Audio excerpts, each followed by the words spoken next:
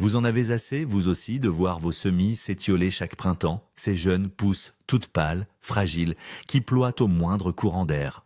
On y met tout son cœur, on choisit les meilleures graines, et au final, on se retrouve avec de simples fils de fer qui peinent à reprendre une fois en terre. Et si je vous disais que 99% de ce que nous savions sur le semis est aujourd'hui totalement dépassé? Aujourd'hui, je ne vais pas vous donner un simple conseil, mais vous révéler un système complet. Une méthode que les agronomes et les sélectionneurs s'échangent à voix basse dans les conférences privées. C'est le secret de culture qui deviendra, dès 2026, le nouveau standard pour obtenir des plants robustes, trapus et vigoureux. Restez bien avec moi jusqu'à la fin car vous allez découvrir comment programmer vos graines pour le succès dès le premier jour.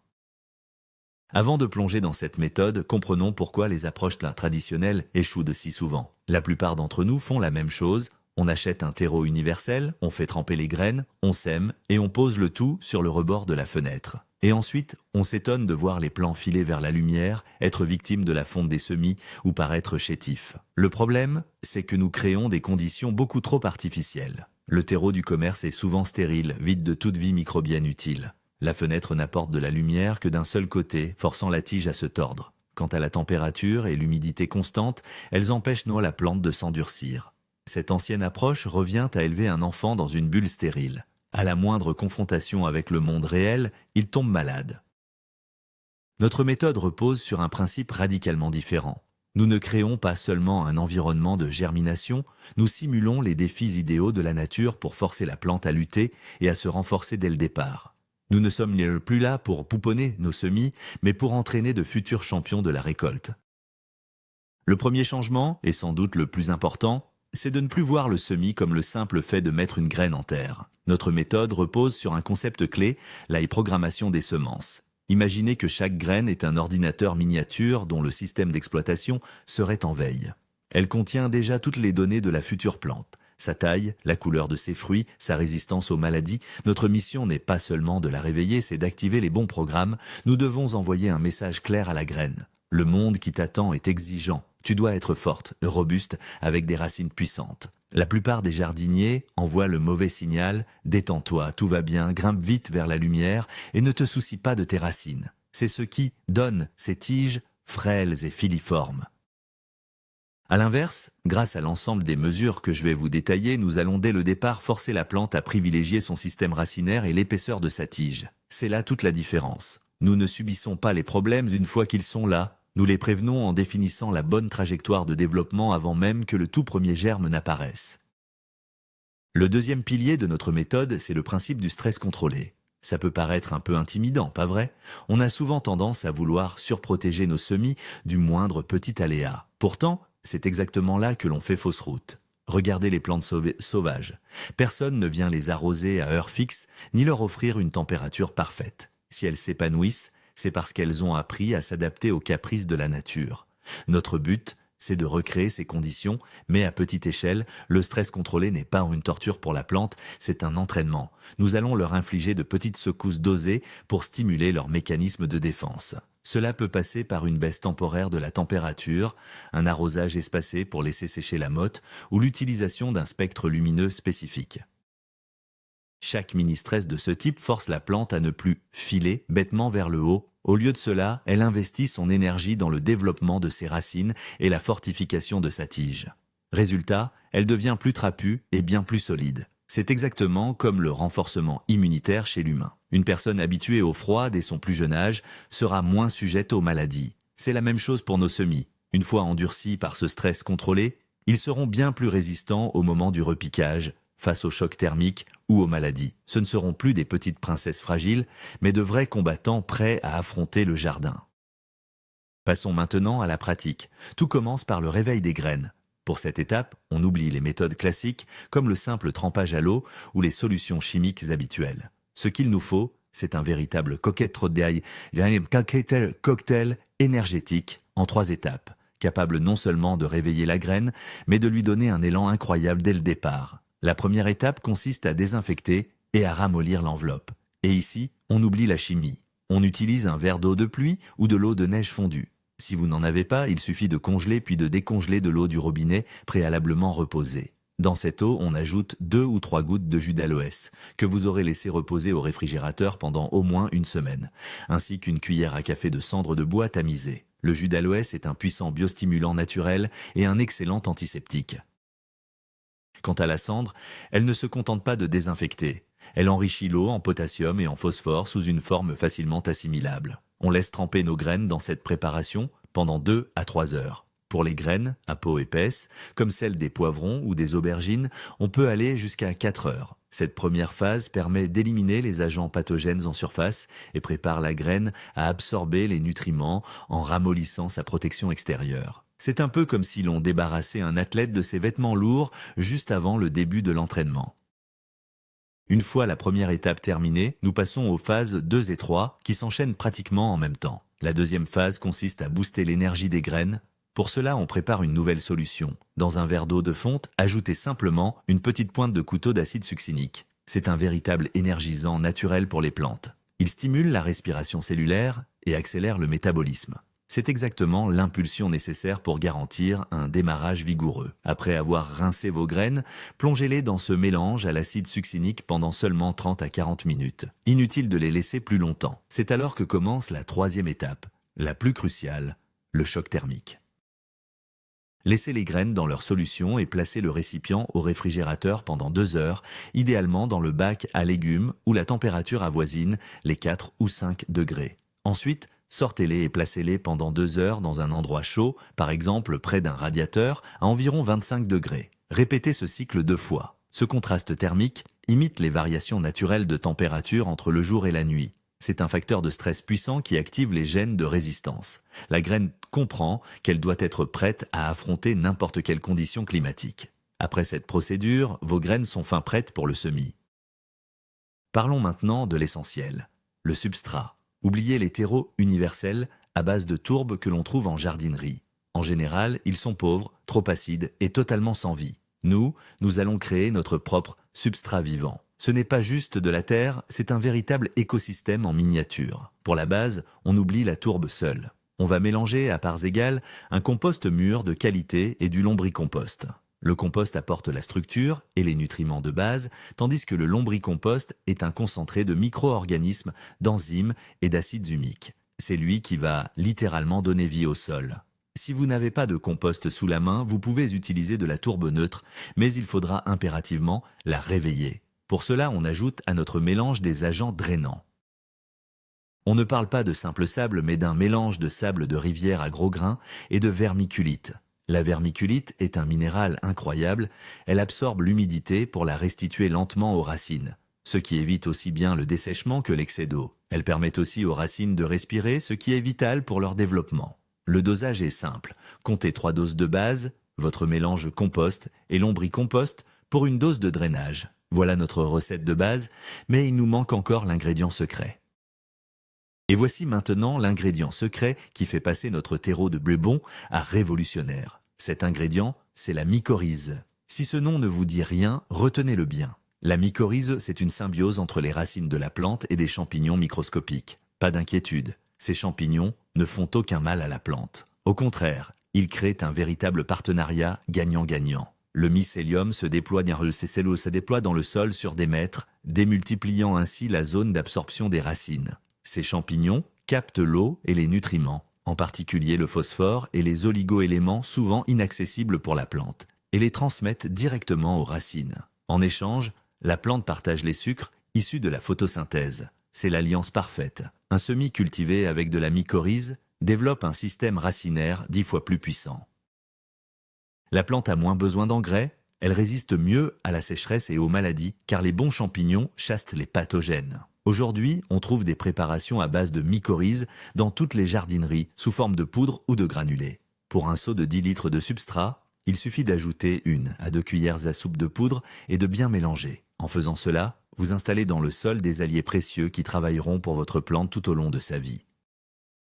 Maintenant que nos graines et notre terreau sont prêts, passons au secret suivant, la technique du départ à chaud. De quoi s'agit-il ? L'idée est de tromper nos graines pour leur faire croire qu'elles ne sont pas dans la terre froide de février sur un rebord de fenêtre, mais dans un sol de mai, idéalement réchauffé. Cela donne un véritable coup de boost à la croissance. Il faut savoir que dans un sol froid, Les graines hésitent longtemps avant de germer et finissent parfois même par pourrir. Nous allons leur réserver un accueil royal. La veille du semis, répartissez votre substrat vivant dans vos contenants, que ce soit des godets ou des caissettes. Ensuite, arrosez généreusement avec de l'eau chaude entre 60 et 70 degrés. Attention, pas d'eau bouillante, on veut préserver les micro-organismes utiles, mais l'eau doit être bien chaude.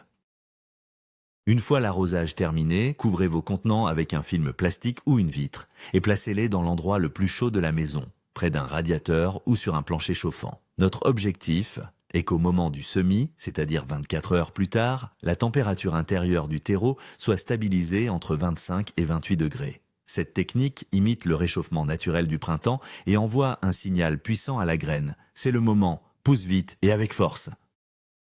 Une fois que le terreau est bien chaud et prêt à accueillir les graines, il est temps de passer au semis. La méthode du hot start est très simple en pratique, mais elle demande un peu de précision. La veille, nous avons rempli nos bacs de terreau en laissant environ 2 cm de marge en haut. Nous l'avons bien arrosé à l'eau chaude, puis placé au chaud sous un film plastique. Maintenant, juste avant de semer, on retire le film. Touchez le terreau pour vérifier sa température. Il doit être agréablement tiède. Si la surface a légèrement séché depuis hier, ne vous inquiétez pas, c'est tout à fait normal. Tracez de petits sillons ou faites des trous selon ce que vous plantez. Et voici l'astuce cruciale. Juste avant de poser la graine, donnez un petit coup de spray d'eau tiède dans le fond du sillon. Surtout, n'utilisez pas d'eau froide. L'idée est de maintenir cette chaleur constante. C'est seulement maintenant que l'on place nos graines, déjà préparées et de les programmer pour la croissance. Les graines se retrouvent alors plongées dans un environnement parfaitement humide et bien chaud. Ce véritable effet sauna va stimuler une germination ultra rapide et parfaitement uniforme. Résultat, les premières pousses pointent souvent le bout de leur nez dès le 3e ou 4e jour au lieu d'attendre une semaine ou 10 jours. C'est un gain de temps précieux qui préserve toute l'énergie de la graine pour lui offrir un démarrage fulgurant. Voici un aspect que l'on oublie souvent. La disposition de vos semis. En général, on sème soit à la volée, soit en rang bien droit. Pourtant, la nature a horreur de la géométrie parfaite. Le secret, c'est de favoriser une saine compétition. Lorsque les jeunes pousses sont à une distance optimale, leurs racines rivalisent pour capter l'eau et les nutriments. Bien orchestrée, cette concurrence ne les étouffe pas. Au contraire, elle les pousse à se développer avec plus de vigueur, aussi bien en profondeur qu'en largeur. C'est un peu comme si chaque plant se disait « c'est mon terrain, je dois m'y ancrer plus solidement que mon voisin ». Au lieu des lignes classiques, essayez plutôt de semer en quinconce ou par petits poquets de 2 ou 3 graines, quitte à ne garder que le plant le plus vigoureux par la suite. Pour la plupart des cultures, comme les tomates ou les poivrons, l'écart idéal au stade du semis est d'environ 3 à 4 cm. C'est assez d'espace pour que les feuilles ne se fassent pas d'ombre, mais assez proches pour que les racines sentent la présence du voisin. C'est cette méthode qui permet de bâtir un système racinaire puissant et ramifié, le véritable pilier d'une plante en pleine santé. Voyons d'un peu plus près pourquoi la disposition de vos semis est si importante. Imaginez une jeune pousse isolée dans un grand pot. Ses racines n'ont aucune raison de coloniser tout l'espace. Pourquoi s'épuiser alors que les ressources sont partout? Elle va simplement laisser filer 1 ou 2 racines vers le bas et s'arrêter là. Maintenant, changeons de décor, imaginez plusieurs pousses dans ce même volume de terre, placées selon notre schéma de saine compétition. En s'étendant, chaque racine finit par buter sur la zone occupée par sa voisine. Cela l'oblige à changer de direction, à se ramifier et à explorer de nouvelles voies. Résultat, tout le terreau se retrouve traversé par un réseau dense de petites radicelles. Et ce sont précisément elles, bien plus que les grosses racines centrales, qui absorbent l'essentiel de l'eau et des nutriments. Au moment du repiquage, vous verrez que la motte ne s'effondre pas. Elle est solidement maintenue par un maillage de racines blanches et vigoureuses. Une telle plante ne subira presque aucun stress et repartira immédiatement. À l'inverse, un plant qui n'a que 2 ou 3 longues racines mettra beaucoup plus de temps à s'adapter. Finalement, la géométrie du semis n'a rien d'esthétique. C'est un levier agronomique puissant pour garantir un système racinaire parfait dès le départ. Une fois nos graines semées dans ce terreau chaud et fertile, selon la disposition choisie, quelle est l'étape suivante? Habituellement, on a tendance à les recouvrir avec le même substrat. Pourtant, c'est une erreur très fréquente. Une couche de terre trop compacte peut étouffer les graines en bloquant l'oxygène. De plus, après l'arrosage, une croûte rigide risque de se former, empêchant les jeunes pousses et la fragiles de percer la surface. Pour éviter cela, nous allons utiliser ce qu'on appelle un paillis respirant. C'est un mélange léger, aéré et parfaitement sain qui joue plusieurs rôles essentiels. Il laisse circuler l'air, maintient un taux d'humidité idéal et empêche l'apparition de moisissures en surface sans jamais freiner la croissance. La recette est très simple. Mélangez à parts égales de la vermiculite, du sable de rivière grossier et du charbon de bois finement broyé.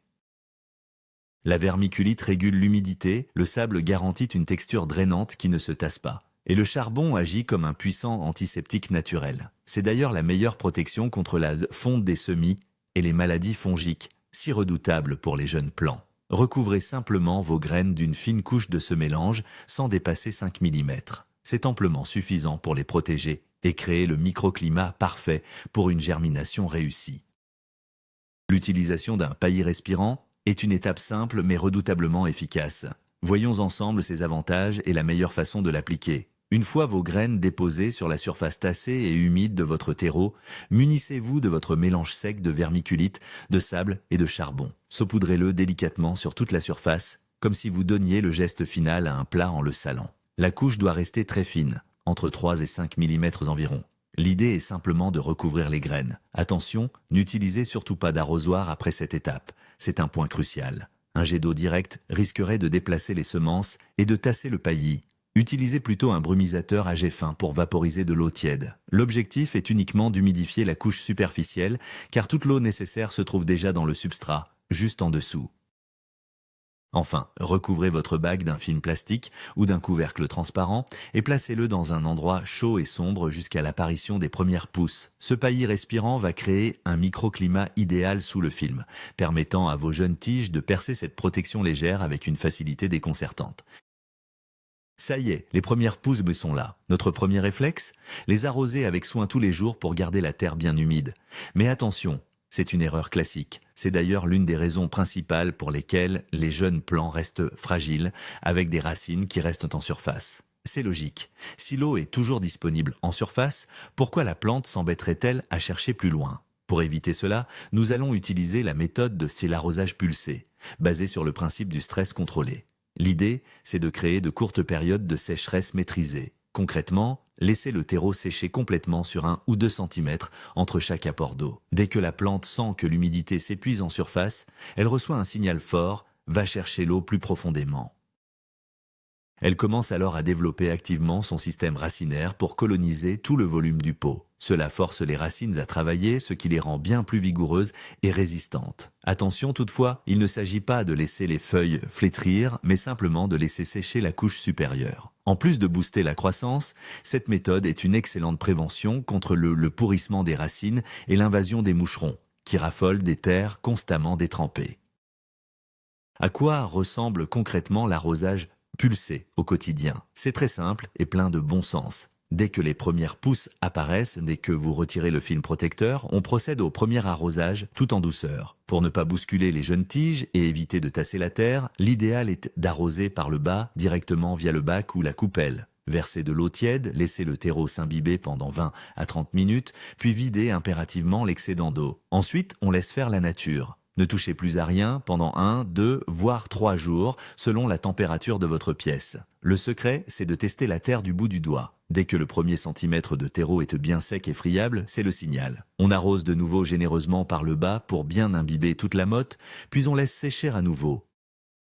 C'est ce cycle d'alternance entre immersion profonde et séchage visible qui définit le mode pulsé. Cela oblige les racines à travailler activement pour chercher l'eau, puis à respirer une fois la terre sèche. Résultat, au moment du repiquage, vous aurez des plants vigoureux avec un système racinaire incroyablement dense et puissant. Dès que les premières pousses apparaissent, il faut immédiatement placer vos bacs à la lumière. C'est ici que réside un secret crucial. Tout est une question de spectre lumineux. En février ou en mars, la lumière naturelle qui arrive sur le rebord d'une fenêtre est loin d'être suffisante. Par instinct, les jeunes plants vont s'étirer désespérément vers cette faible source de clarté. Ce qui les rend frêles est beaucoup trop long. L'utilisation de lampes horticoles est donc indispensable. Mais attention, il ne suffit pas d'éclairer, il faut le faire intelligemment lors de la première phase, de la levée jusqu'à l'apparition des 2 ou 3 premières vraies feuilles. La plante a un besoin vital d'un spectre à dominante bleue. Cette lumière bleue, qu'avec une longueur d'onde comprise entre 440 et 460 nanomètres, agit comme un régulateur naturel de croissance. Elle envoie un signal clair à la plante.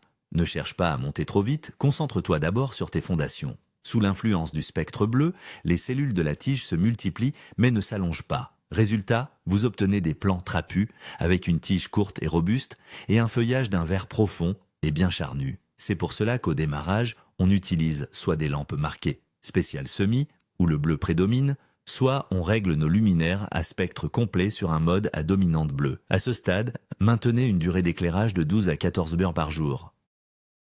Une fois que vos semis ont forci et qu'ils affichent 2 ou 3 vraies feuilles, après les cotylédons, il est temps de modifier leur régime lumineux. Se contenter du spectre bleu serait désormais une erreur. À ce stade, la plante doit développer sa masse foliaire. Et c'est là que le spectre rouge entre en jeu avec des longueurs d'onde comprises entre 640 et 660 nanomètres. La lumière rouge stimule l'élongation des cellules et booste la photosynthèse. Elle envoie un signal clair, les fondations sont posées, il est temps de construire les étages. Toutefois, ne coupez pas brusquement le bleu. L'idéal reste les lampes horticoles, plein spectre, qui combinent ces deux pics, imitant au mieux la lumière naturelle du soleil. Si vous utilisez des lampes séparées, intégrez progressivement le rouge pour atteindre un ratio d'environ 2 doses de rouge pour une dose de bleu. Cet équilibre est la clé. La tige continue de se renforcer grâce au bleu, tandis que le rouge favorise l'épanouissement des feuilles. Votre plante se développera ainsi de manière parfaitement harmonieuse. Enfin, vous pouvez passer progressivement à 16 heures d'éclairage par jour. La lumière fait la moitié du travail, mais l'autre moitié dépend de la température. On en revient ici à notre principe fondamental. Imiter la nature par le biais d'un stress contrôlé. Dans son environnement naturel, une plante ne connaît jamais une température constante. Le soleil chauffe la terre le jour et le sol se rafraîchit la nuit. Les plantes sont génétiquement programmées pour ces variations. En réalité, c'est justement cette fraîcheur nocturne qui est la clé pour éviter que vos semis ne filent et ne deviennent trop frêles. La nuit, dans l'obscurité, la photosynthèse s'arrête. Pourtant, la plante continue de respirer et de puiser dans ses réserves de sucre accumulées le jour pour grandir. S'il fait aussi chaud la nuit que le jour, cette croissance s'emballe et se fait uniquement en hauteur. La tige s'affine et se fragilise. En revanche, si l'on baisse la température, on ralentit ce processus. La plante cesse de gaspiller son énergie et l'utilise plutôt pour renforcer sa tige et développer ses racines. Notre mission est donc de recréer ce contraste thermique quotidien. Le jour sous les lampes, on maintient une température confortable, entre 20 et 22 degrés. Mais la nuit, il est essentiel de trouver un moyen de faire chuter la température. Comment offrir à vos semis cette fameuse alternance thermique? Il existe quelques astuces toutes simples. La plus évidente, si vos plants sont installés sur un rebord de fenêtre, rapprochez-les simplement de la vitre froide pour la nuit. C'est souvent suffisant pour faire baisser la température de quelques degrés. Si vous avez un balcon isolé où la température tourne autour de 15 ou 16 degrés la nuit, c'est l'endroit rêvé pour vos jeunes pousses. Certains jardiniers déplacent même leur bac dans un couloir frais ou une véranda pendant quelques heures. L'essentiel est surtout d'éviter les courants d'air. Mais alors, quels sont les chiffres idéaux? L'écart parfait se situe entre 5 et 7 degrés. Concrètement, s'il fait 22 degrés la journée, l'idéal serait de descendre entre 15 et 17 degrés la nuit. Même une baisse à 18 degrés aura déjà un effet visible. Cette petite étape, que beaucoup de gens négligent, est pourtant l'un des meilleurs secrets pour obtenir des plants robustes et bien trapus. En les habituant à ces variations, vos plantes seront bien mieux préparées à la mise en terre, là où la fraîcheur nocturne est la règle. Et voilà, nous arrivons enfin à la 20e et dernière étape de notre méthode secrète, la toute première fertilisation intelligente. Notez bien qu'il ne s'agit pas d'un entretien régulier, mais d'une intervention unique et ciblée. Grâce à notre terre vivante, riche en compost et en lombricompost, vos jeunes pousses ont déjà tout ce qu'il leur faut au démarrage. Fertiliser trop tôt, surtout avec de l'azote, est une erreur classique. Cela provoque une pousse rapide mais fragile au détriment du système racinaire. Notre premier apport sera donc plus stimulant que nutritif. Il servira avant tout à fortifier la plante. On intervient au stade de 2 ou 3 vraies feuilles en préparant un thé vert très spécial. Pour cela, prenez un bocal d'1 litre et remplissez-le au tiers d'ortie, fraîche ou séchée. L'ortie est une mine d'or de silicium, un élément essentiel pour renforcer les parois cellulaires et rendre les tiges et les feuilles bien robustes. Versez de l'eau chaude sur les orties, attention pas bouillante, et laissez infuser pendant 24 heures. Filtrez ensuite le mélange pour obtenir un élixir concentré. Diluez cet élixir à raison d'un volume pour 10 volumes d'eau. Enfin, ajoutez une seule et unique goutte d'iode officinale par litre de solution. L'iode booste le métabolisme et renforce l'immunité naturelle de la plante. Il ne vous reste plus qu'à arroser vos semis au pied sur une terre préalablement humidifiée. Pourquoi ce mélange spécifique et pourquoi le timing est-il si crucial pour ce premier apport? Voyons cela de plus près. Il est inutile, voire contre-productif, de fertiliser vos plants avant l'apparition des 2 ou 3 premières brevets de feuilles. Jusque-là, la jeune pousse puise toute l'énergie nécessaire dans les réserves de la graine et dans la richesse du terreau. Son système racinaire est encore trop fragile pour assimiler un surplus de nourriture. Un apport précoce risquerait tout simplement de brûler ses racines délicates. Le stade des 2 ou 3 feuilles marque un véritable tournant. C'est à ce moment précis que la plante active sa photosynthèse et se prépare à une croissance rapide. Mais attention, elle n'a pas besoin d'une dose massive d'azote pour faire du feuillage à tout prix. Ce qu'il lui faut, c'est de la structure. La silice contenue dans l'ortie agit comme l'armature d'un bâtiment en construction, donnant aux tiges leur souplesse et leur solidité. Quant à l'iode, comme nous l'avons vu, il joue le rôle de bouclier immunitaire. Cet apport ne force pas la plante à grimper en hauteur, il la renforce de l'intérieur. C'est la touche finale pour obtenir des plants parfaits, bien trapus et vigoureux. Grâce à ce soin, vos plantes seront bien plus résistantes au stress et aux maladies. Et c'est tout ce dont elles auront besoin jusqu'au repiquage ou même jusqu'à la mise en pleine terre. En résumé, comme vous avez pu le voir, le secret de plants vigoureux et trapus n'est pas une poudre magique ni une formule mystérieuse. C'est tout un système, une véritable philosophie de culture. Et voici la surprise. Le grand secret, c'est qu'il n'y en a pas. Tout repose sur une approche globale. Nous avons commencé par programmer les graines avec un cocktail spécial et des variations de température. Ensuite, nous avons créé un sol vivant grâce à la mycorrhize, un véritable écosystème dans chaque pot. Nous avons stimulé les graines avec un démarrage à chaud et encouragé la compétition racinaire grâce à une géométrie de semis précise. Nous avons protégé les jeunes pousses avec un paillis respirant et entraîné les racines par un arrosage pulsé. Nous avons maîtrisé la croissance grâce au bon spectre lumineux et aux écarts de température jour-nuit. Et enfin, nous avons apporté un seul stimulant, mais très efficace, notre fameux thé vert. Chacune de ces étapes compte. Ensemble, elles créent une synergie qui transforme une simple graine en une future championne de récolte. Cette méthode, qui sera la grande tendance de 2026, est désormais entre vos mains. Merci d'avoir regardé cette vidéo jusqu'au bout. Si ces conseils vous ont été utiles, n'hésitez pas à mettre un pouce bleu et à vous abonner pour ne manquer aucun de nos prochains secrets de jardinage. Et maintenant, j'ai une question pour vous. Laquelle de ces étapes vous a le plus surpris? Ou peut-être avez-vous votre propre astuce secrète à partager? Dites-le moi en commentaire, j'ai hâte d'en discuter avec vous.